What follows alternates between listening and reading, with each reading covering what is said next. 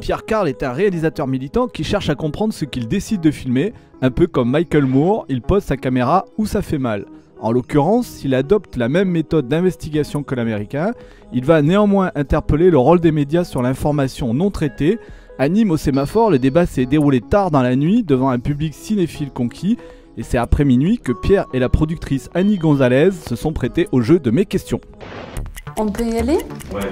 Très bien. Alors, Le journal français le plus lu à l'étranger, je ne sais pas si vous savez lequel c'est. je sais pas, c'est Le Monde ou Le Parisien ou C'est Les Échos. Le Monde diplomatique. Bah, Le Monde diplomatique, oui. Ouais, qui est vendu Je ne cite pas. Non, vous, mais personne.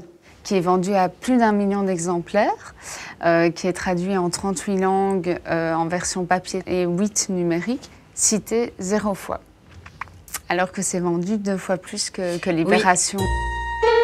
Et en télé, à part Ce soir ou jamais, où il y a eu 2 interventions, et dans l'émission 28 minutes d'Arte, Oui. on les invite jamais. Oui, bien sûr, on reçoit des intellectuels qui incarnent une pensée différente, qui militent pour la décroissance. Oui, mais on en reçoit aussi. Oui. Donc, mais je vais vous dire, je ne connais aucun. D'accord. Vous Je ne ne lisez connais pas aucun. la presse? Non. C'est-à-dire que j'ai des livres à lire, j'ai des films à voir, je vais au théâtre. Mais c'est pas intéressant pour ces idées-là, d'aller à 20h où 50 millions de gens regardent et donc c'est noyé, ça ne percute pas. Il faut pas avoir beaucoup d'audience, il faut avoir une audience attentive. Je pense que ces gens dont on a des témoignages dans le film, comme par exemple Yvan Levaille, n'imaginent même pas qu'un autre monde existe. Et leur travail, visiblement, consiste à cacher, à faire disparaître tout un pan de la société. Généralement, les gens les plus fragiles, les ouvriers, les gens qui pensent différemment. Et donc, parler de politique qui expérimenterait des choses différentes de la politique néolibérale, je pense que ça leur vient même pas à l'esprit. Et la seule façon dont on parle du peuple, c'est en parlant comme des électeurs du Front National, en parlant comme des jeunes de banlieue, et pas du tout comme des gens qui peuvent se mettre ensemble, répondre à un référendum et décider de mettre en place une nouvelle constituante. Et ça me paraît quand même une des choses que l'on peut reprocher, analyser dans les positionnements des journalistes qui ont pourtant le pouvoir de parler d'autre chose. Là, je complète ce que dit Annie, peut-être. La réponse est dans la phrase, la formule utilisée par Yvan Levaille. Hein. On ne donne pas à boire aux ânes qui n'ont pas soif. C'est ce qui est devenu le titre du film en l'inversant, cette formule. Il ne le dit pas en plaisantant, il pense vraiment, il en est convaincu que ça n'intéresse pas ce qui se passe en Équateur, que ce modèle équatorien, que ce régime progressiste latino-américain, ça n'intéresse pas le public français. Il n'a pas tout à fait tort. Si on habitue les gens à n'entendre qu'un son de cloche et qu'on fait un sondage, ils ne vont pas réclamer d'autres sons de cloche parce qu'ils ne savent même pas qu'il existe d'autres possibilités de s'organiser dans cette société, de gouverner, de ne pas pratiquer les politiques d'austérité, de ne pas payer la dette ou une grande partie de la dette, etc., etc. Ils ne savent pas que ça existe, donc ils ne vont pas le réclamer.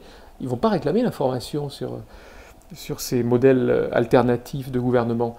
Donc il a, à la fois, c'est très cynique ce qu'il dit, c'est scandaleux de prétendre qu'il sait ce que voudrait le public comme information et que lui détiendrait ce savoir, et il décide d'occulter certaines choses parce que c'est pas bon pour le public.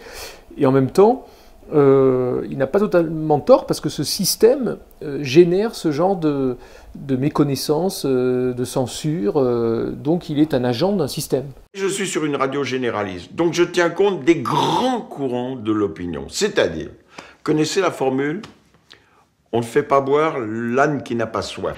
On a commencé à faire le travail que n'ont pas fait ces grands médias, c'est-à-dire d'aller voir ce qui se passe là-bas, d'aller voir ce qui se passe d'intéressant et puis aussi ce qu'il peut y avoir de problématique. Donc un travail indépendant d'enquêteur. On est allé avec Nina Faure, qu'on aperçoit dans les deux derniers films, pardon. Bon, on va essayer, avec Annie qui produit ce travail en essayant d'être indépendant des puissances gouvernementales ou des forces du privé. On va essayer de ramener quelque chose qui sera forcément, ça sera perfectible, forcément ça sera pas parfait, forcément ça sera un regard subjectif, mais on se donne les moyens, ou on se met dans des conditions telles que on va éviter de faire le sale boulot qu'ont fait ou que n'ont pas fait ces grands médias.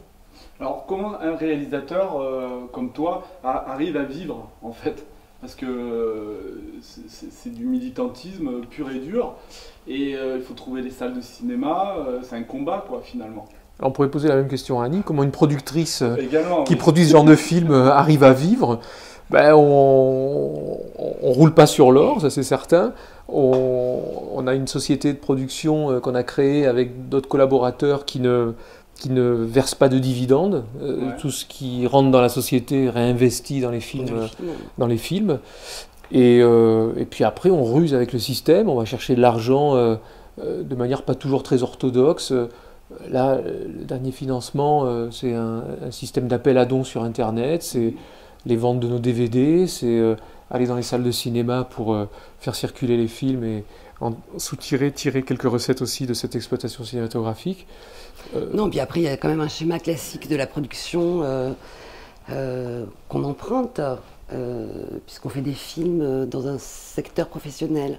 Donc on accède à certains financements qui sont toujours sélectifs, hein, on n'est pas dans un système automatique.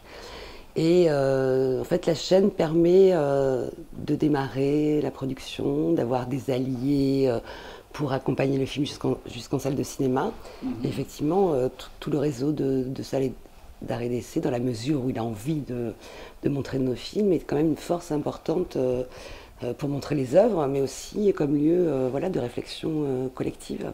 Après, on est quand même très marginaux dans la production cinématographique. On fait effectivement des longs métrages qui sont agréés, que Annie arrive à faire agréer par le Centre national de la cinématographie. Oui, quand même, ouais. Donc voilà, mais ça reste des films qui sont... Les gens se demandent comment on a réussi à les fabriquer, comment Annie a réussi à les produire, parce qu'ils sont très atypiques du point de vue de la production. Oui, après, ils ont quand même aussi une économie assez cohérente, mais justement grâce à l'investissement de chacun. Je veux dire, les réalisateurs font un effort aussi matériel, financier, et c'est tout un travail collectif, tous les collaborateurs sont dans la même dynamique.